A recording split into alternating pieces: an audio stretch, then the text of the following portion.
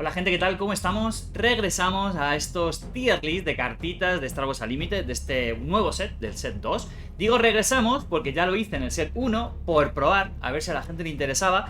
Y la verdad es que de media estaban casi todos en 2000 vistas, algunos incluso más, ¿no? Entonces, bueno, entiendo que gustó. Veremos si en este set 2 también les interesa.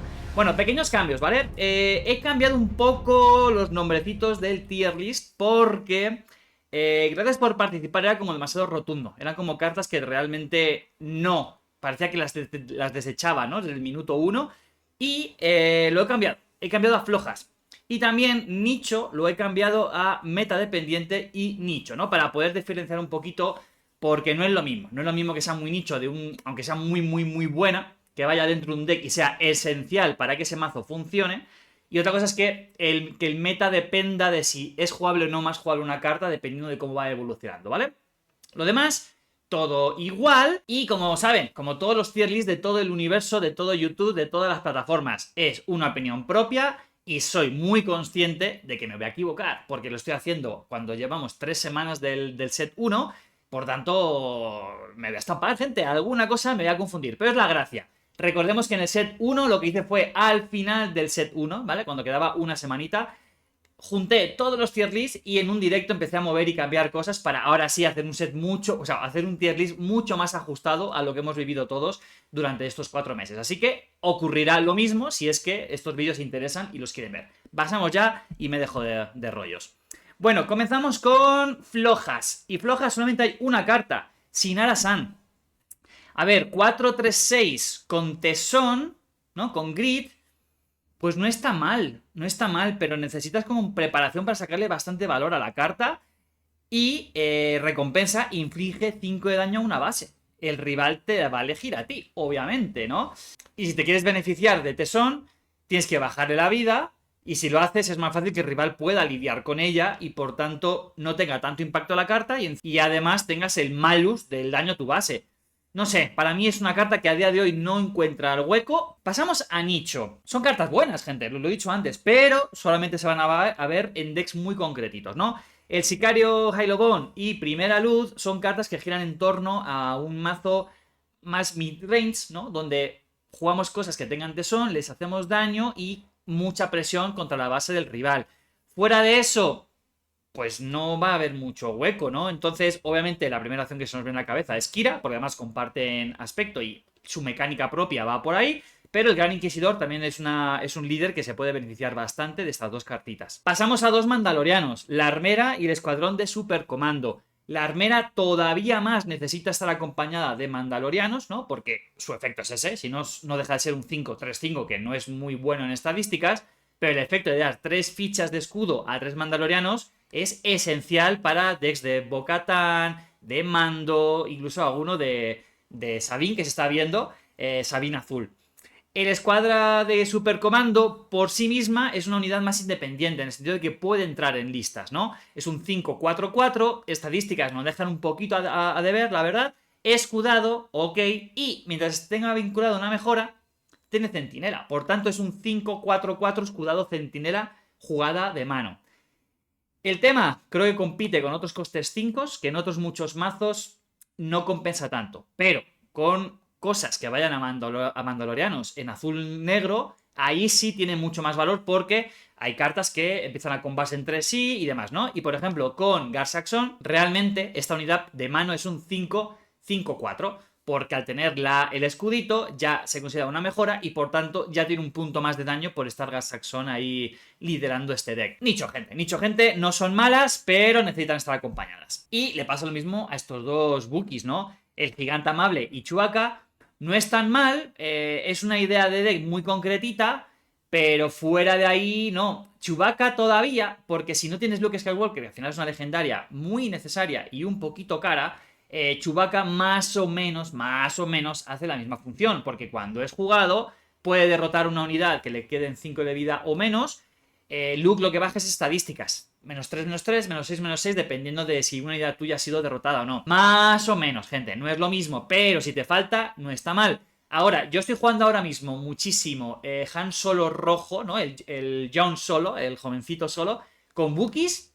Y son una bestia, porque ya entran con tensón activado, tienen muchísima vida, hacen mucho daño y tienen combinaciones muy interesantes. Pasamos a meta dependientes y es letalidad calculada. Fue una carta que cuando la mostraron, que fue de las primeritas que nos mostraron, cuando estuvieron hablando del set 2, dije, oye, la veo bastante potente, ¿no? Y además está en un aspecto que la quiere, azul-negro, la quiere. Pero es cierto, hay 20.000 millones de otros eventos que nos fueron mostrando con el tiempo, que son muy buenos, que son casi obligados meterlos en los decks, y dices, ¿qué hacemos con esto? Bueno, meta dependiente. Si al final tienes un meta llena de mandalorianos, llena de, yo qué sé, de Luke Skywalker con escudos, de Reyes con con los tokens de experiencia, pagar 4 para quitarte una unidad así, que tenga un montón de mejoras, y potenciar una unidad tuya, tiene hueco. Pasamos a jugables, y estas son un dolor, gente, porque hay dos cartas que claramente necesitan más tiempo en el meta y ver qué sale, ¿verdad?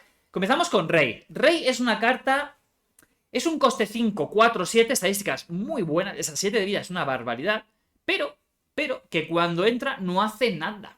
No hace nada más allá de ponerte en mesa una unidad de la fuerza, ¿no? Que por tanto te habilita que otros muchos eventos y demás tengan efectos adicionales por tener gente de la fuerza en la mesa. Fuera de ahí es un 5-4-7 que no hace nada al entrar.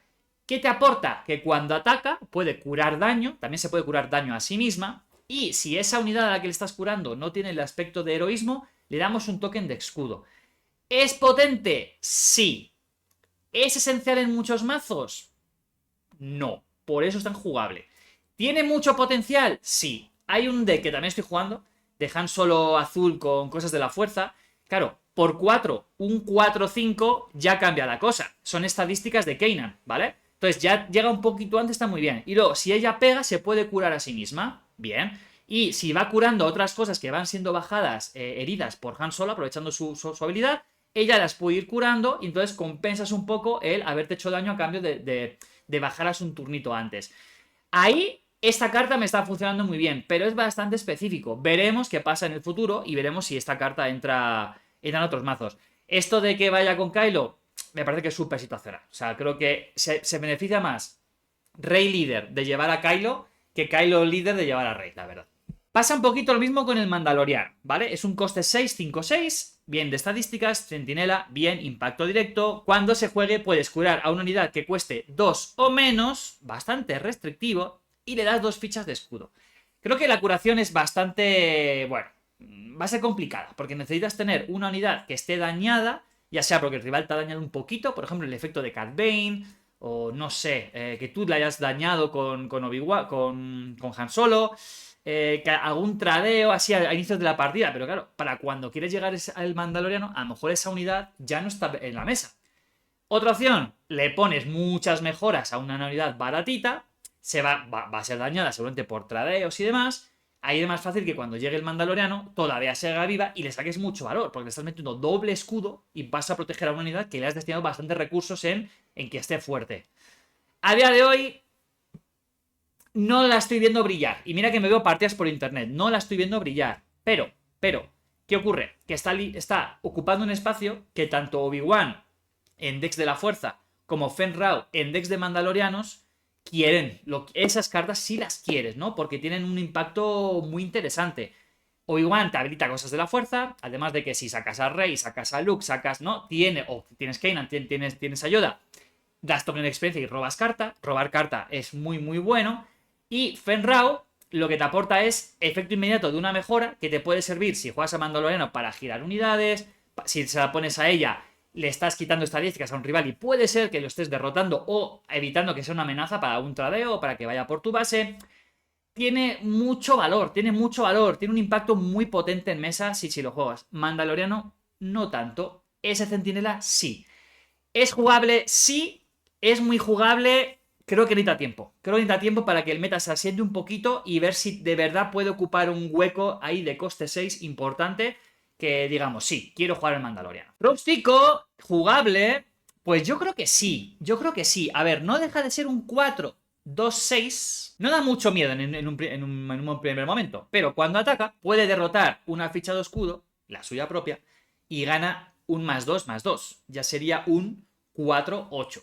Por coste 4. que está teniendo impacto en el turno 4, ¿vale? Entra en el turno 3, en el turno 4 estaría pegando. Ahí ya la cosa cambia un poquillo. ¿Se está priorizando? No. No se está priorizando más porque creo que no se está viendo prácticamente nada al Luke. Al final, mucho de esto influye que torneos, haya algún loco, algún enamorado de ciertos líderes que vayan, ¿no? Y que no sean líderes tan populares en el juego, que a lo mejor son buenísimos. Creo que en Madrid hace poco ganó un Luke Skywalker, así que nada, si dominas un líder potente, puedes ganar cosas, ¿no? El tema es que si no aparecen ese tipo de líderes, estas unidades que tienen una sinergia muy concreta a algo, pues no aparecen. Entonces yo creo que necesita un poquito de tiempo. Me han pasado decks de Finn, ¿vale? Ese Finn, ese líder olvidado que nadie quiere, que parece muy, muy malo, que abusando del tema de escudos y token de experiencia, Rose Tico puede brillar y puede tener un impacto muy potente. Pero por eso no la pongo ni en nicho ni la pongo en otro lado. Creo que jugable es el lugar correcto. Quill, Quill es una unidad muy interesante. Por coste 2, un 2-3, bien. Recuperación 1, maravilloso. Y al atacar, descarta una carta de tu mazo. Si tiene un aspecto en común con tu base, devuélvela a tu mano. Si solo miramos en, posible robo, está bien, está bien. Yo a veces la meto en mis decks y la acabo sacando porque digo, es que tengo muy poquitas del color de mi base, porque lo llevo con líderes azules y a lo mejor meto muchas más azules, y lo que dices, pues ya no me compensa. Y ese Restore 1, para parar el agro, pues a lo mejor meto otra cosa, ¿no? Aún así, creo que es una carta muy a tener en cuenta. Y, ojo, es descarta una carta de tu mazo. Si en un futuro, igual que para maldad, les han dado cositas de descartar y sinergias con el descarte, también se lo dan a azul blanco o a blanco, a heroísmo, esta carta puede ganar más valor en el futuro. Y el rescatador del clan Gren es un 2-1-2 mandaloriano. Eso ya tiene. Ya hay que poner los ojillos ahí y prestar mucha atención. Cuando se juegue, dale una ficha de experiencia a una unidad. Dice a una unidad. No es como el jefe de formación, que es una carta súper jugada en los decks rebeldes. Es un 3-2-1 que cuando se juega tiene el mismo efecto. Pero son 2 fichas de experiencia a otra unidad rebelde. Por tanto, es mucho más condicionado lo que puede llegar el impacto de jefe de formación que el rescatador del clan Gren. Porque además se lo puede dar a sí mismo. Entonces, a tempo, un 2-2-3, no es la gran jugada del siglo, pero no está mal. No está mal, sobre todo porque hay muchas unidades muy meta que se juegan que son 2-2. Por ejemplo, el Crafty Smuggler. Por ejemplo, el L3, ¿no? Entonces, pues no está mal, ahí está. Y como tiene 3 de vida, hace ese tradeo de 2-2 y se queda en mesa. ¿Es una maravilla? No. ¿En decks mandaloriano se ve? Por supuesto que sí. ¿Tiene hueco en otros decks? Sí. ¿Tiene hueco en turno 8 de jugarla? Pues bueno, pues a lo mejor ese punto de experiencia que das, ¿no? Ese +1/+1 que le das a otra unidad, puede significar que el rival no te tradea a ti favorablemente y tu unidad se queda viva. Puede ser que tú consigas hacer un tradeo favorable en una acción posterior. Puede ser que sea lo que necesitas para meter más presión a la cabeza. A mí me parece muy jugable y no la he puesto más arriba porque hay mucha competencia en costes 2 potente. A su lado tenemos un evento que me ha costado muchísimo situar. Como que lo encontraba hueco en muchos lugares, ¿no? En jugable, en nicho, en metadependiente. Había como. Incluso en floja, ¿eh? O sea. No sé, me ha costado un montón y yo creo que esta va a ser la que me voy a estampar fuertemente. Refracción mística. Más allá de que el arte es una barbaridad, quiero tener una hiperfoil en mi mano, a ver cómo se ve.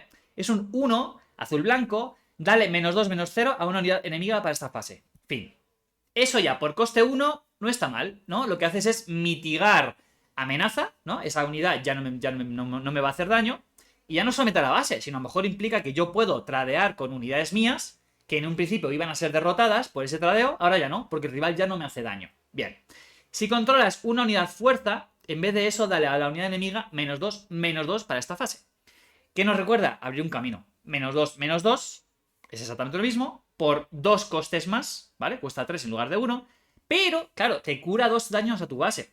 Abrir un camino fue muy jugable, ¿vale? No todos los decks lo llevaban, pero era una carta muy, muy jugable. Le he bajado a jugable porque si no llevas a alguien de la fuerza, no es tan potente. Pero si la llevas por coste 1, poder meter un -2/-2 a una unidad y eliminar algo, yo la veo muy interesante. Y otra que me costó fue Tradiciones Brutales. Es un coste 2, azul negro mejora acción. Si se ha derrotado alguna unidad enemiga en esta fase, juega esta mejora desde tu pila de descartes. +1, +2. ¿Por qué la pongo en jugable? Punto 1. Hay mucho descarte de mano en rojo a día de hoy, ¿vale? En rojo y en amarillo blanco, ¿no? Hay decks muy potentes, muy metas ahora mismo como Rey Roja, que están jugando muchísimo con el tema del descarte. Entonces, si tú tienes esta carta en la mano y Rey te la hace descartar, no te duele tanto, porque la descartas, ok, y la juegas. Ok, necesitas haber derrotado una unidad, pero ya el propio juego te va a pedir hacer esto. Y no necesitas jugarlo cuando te la han descartado. Puede estar en tu pila de descartes, el rival seguramente se va a olvidar, tú vas a hacer tu juego, tradeas, eliminas con algún evento y dices, bueno, me quedan algunos recursos libres, pum, pago 2 y saco esta mejora y se la pongo +1, +2. Que en azul-negro ese +2 es muy relevante. ¿Por qué? Porque tienes muchas unidades que tienen grit, que tienen tesón, por tanto tienes más capacidad de poder ganar más daño y por tanto ser más ofensivo después con esa unidad. Me parece buena, gente, no es esencial, no llevaría 3 copias, pero una yo creo que sí, y 2, pues depende cómo enfoques el deck. En muy jugables ya empieza a haber cartas, ¿no? Y si nos fijamos, en jugables hay 1, 2, 3, 4, 5, hay 6 blancas, 6 de heroísmo por una de maldad. ¿Qué va a ocurrir? Pues que en mi jugable tenemos 1, 2, 3, 4, 5 muy jugables de maldad y solo una de heroísmo. Obvio, ¿no? Bueno, muy rápido, tenemos 2 centinelas potentes. 2, 2, 3, baratito, azul-negro, que quiere controlarte, que quiere llevar la partida tranquila, o llevar un Mintrains ahí con grid y tal. Centinela, bien. Y a su lado el guantelete del clan Saxon. 6, azul-negro, 4, 5, estadísticas. Ok. Recordemos que en el espacio normalmente las naves suelen tener menos estadísticas que en la Tierra, ¿no? O sea, que las unidades terrestres, perdón, pero tiene centinela. Y además, cuando esta unidad sea atacada, puedes dar una ficha de experiencia a una unidad, que puede ser a sí misma y por tanto incluso sobrevivir a ese ataque o incluso ponerte más fuerte para luego tú atacar a otra cosa y el rival mientras se ha estampado contra ti. O se la puedes dar a otra unidad en otra arena, o ya puede ser en el espacio o en la arena terrestre, fortalecerla y si vas a grid, más valor. Y si no, posiblemente para generar un tradeo favorable, conseguir que otra unidad sobreviva, ir más ofensivo a la base del rival.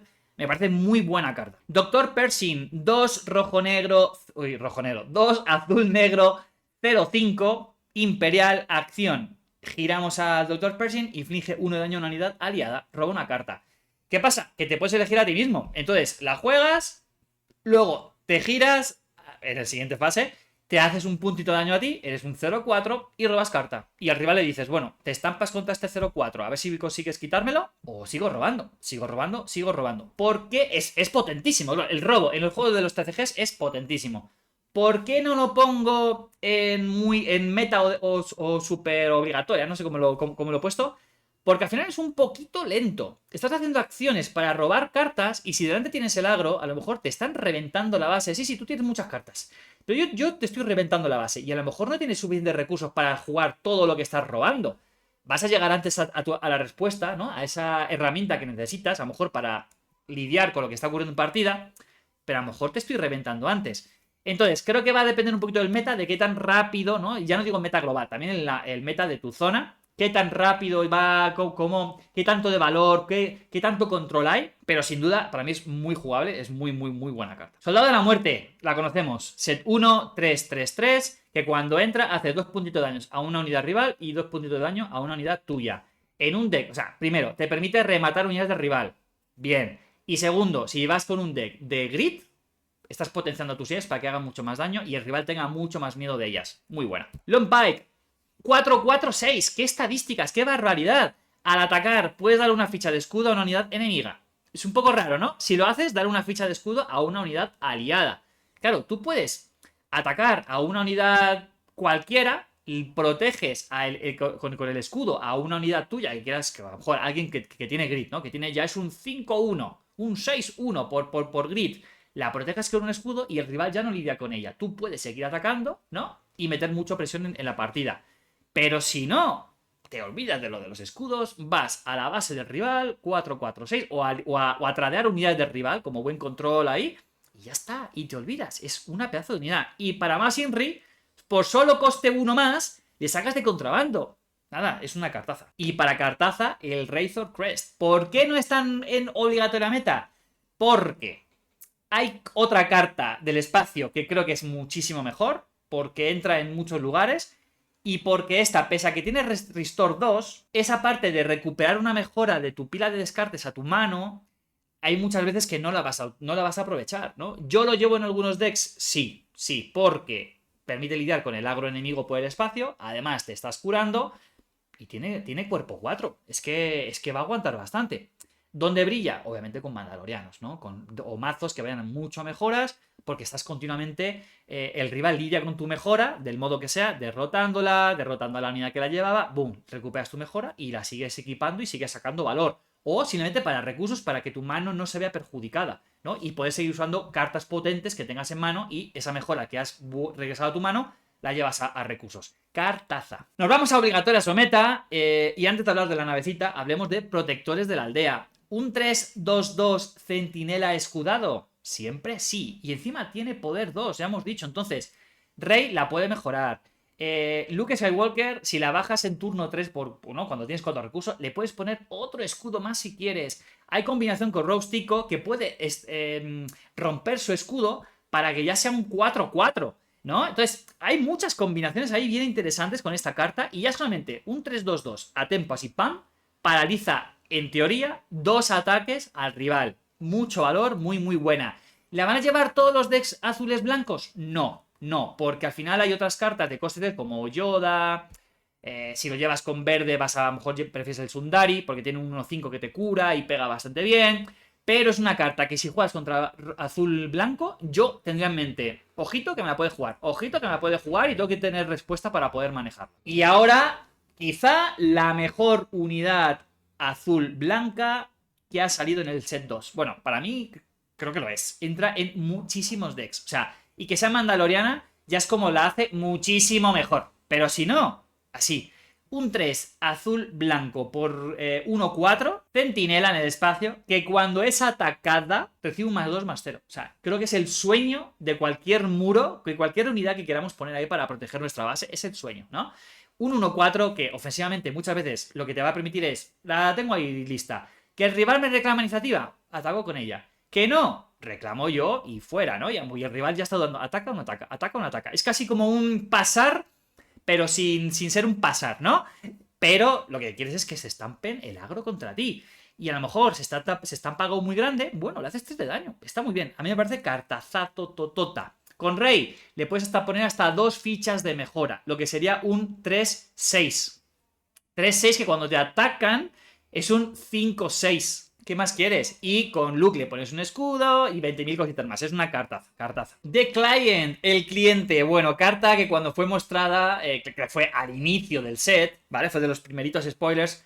La reacción fue, Dios mío, el agro ha muerto, ¿no? Y hubo toda una marea de lloros por WhatsApp, Discord y 1000 lugares.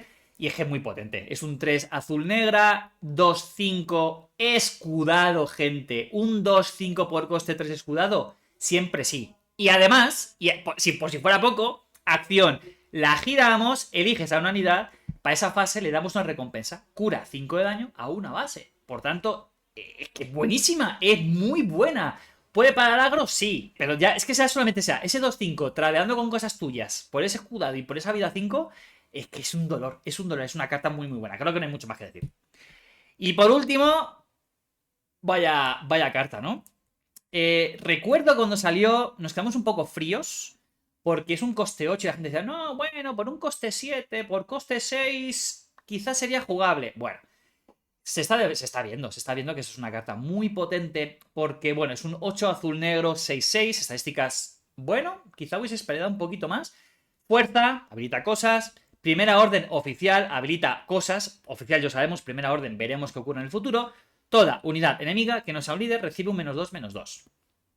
En cuanto a el juego, si hay cosas que están dañadas, ¿vale? Justo, y si con ese -2 ya le dejas a 0 de vida, adiós. Eliminas, ¿no? Esto puede ser una especie de removal en área si lo has trabajado bien, con un bombing run, con el efecto que tiene Kira líder, ¿no? O sea, hay opciones ahí. Pero es que fuera de eso, cuando tú, esa unidad está en mesa y tú te pongas a tradear, el rival te hace menos daño a ti y tú ya le estás metiendo un -2. Por tanto, es más fácil lidiar con sus amenazas. Y hay cartas que literal vas a querer jugar, el rival, y se van a derrotar inmediatamente porque mueren, porque directamente le metes el -2 y ya no son cartas jugables. Cloud Rider, Crafty Smuggler, L3, no sé, hay muchísimas, ¿no? Solo eso ya es muy potente. Entonces, estás estropeando un poco lo que puede hacer el rival desde la mano. ¡Buf! Cartaza, gente. Muy, muy, muy buena carta. Y, claro, es una carta buenísima para jugar después de un super láser, ¿no? Juegas el super láser, limpias mesa, el rival a lo mejor te juega algo o no, porque a lo mejor fue la última acción de esa fase, jugar el super láser. Primera acción tuya, líder supremo Snoke en mesa. Y estás condicionando muchísimo al rival. O tiene una respuesta inmediata de te elimino a Snoke, o va a ir por detrás. Va a ir muy por detrás al rival continuamente. Y así se ve el tier list en su totalidad, ¿no? Bueno, vemos que a nivel nicho, tanto heroísmo como maldad tienen cosas potentes e interesantes. Floja solamente hay una, y veremos si en un futuro algo sale ahí rotísimo para sacar un valor increíble de Sinara. Y en jugable es cierto que tiene muchas cosas heroísmo, y en muy jugable muchas cosas maldad. Al final va a depender un poco de con qué cosas están compitiendo por hueco, ¿no? O sea, que, por ejemplo, el Centinela Pike es el Pike, ¿no? Es un 2-2-3. ¿Quieres meter esto o quieres meter otro coste 2 que haga otra cosa? Al final creo que la decisión está ahí, ¿no? Pero son cartas muy jugables, potentes, con mucho potencial. Y nada, creo que azul en general, Vigilancia se ha visto muy, muy beneficiado. Veremos, siguiente análisis de este tier list de cartitas será solamente azul, ¿vale? Azul solo y azul, el doble azul. Y a ver qué ocurre. Gracias, gente. Espero que les haya gustado. Me gustaría mucho saber el feedback, si creen que este contenido sigue siendo útil, si no, si les gusta, si no les gusta, si ya es anticuado, si ya es anticuado, ¿eh? Hace 3 meses estaba haciendo esto, o menos incluso. Pero bueno, me gustaría mucho su feedback. Y ya saben, si quieren empezar a ver ya algunos decks, ¿no? Ver un poco, a ver qué decks están utilizando estas cartitas azules blancas, azules negras, les dejo por aquí un vídeo que les recomiendo mucho que puedan ver. Gracias, gente. Bonito fin de semana, bonita semana, bonito todo. Chao.